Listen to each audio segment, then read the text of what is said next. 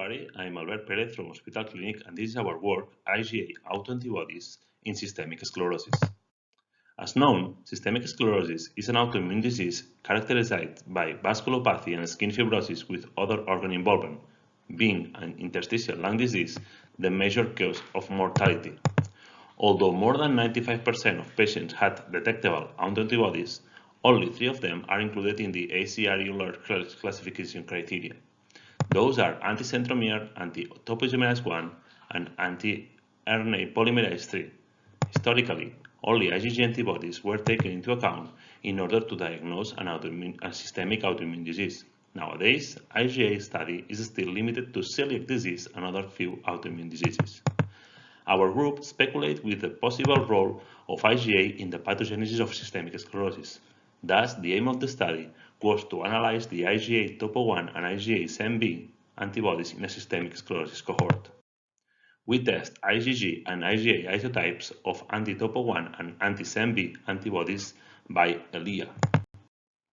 From the 97 patients included in the study, 26 were anti-topo1 and anti-SAM-B negative. As you can see in Table 2, SAM-B prevalence was around 50%, and topo1 prevalence was around 27%. Surprisingly, isolated IgG patients were only 13% in topo1 and 35% in SAM-B. Isolated IgA was rare, so 69% of patients were double IgA positive. Regarding antibody positivity by cutaneous phenotypes, on Figure 1a, double positive patients were distributed in the 3 main groups: diffuse cutaneous, limited cutaneous, and scleroderma phenotype.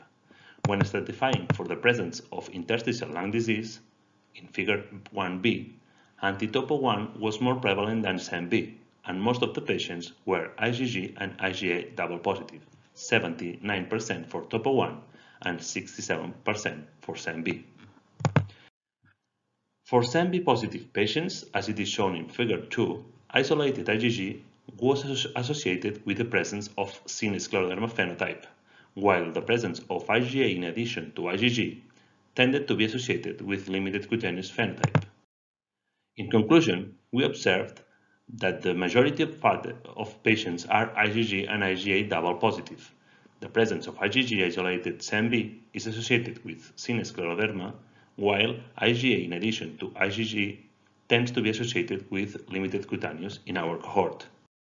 Finally, given the high prevalence of IgA isotypes in topo1 and SAM-B, more studies are needed to explore the role of IgA isotype in the pathogenesis of systemic sclerosis.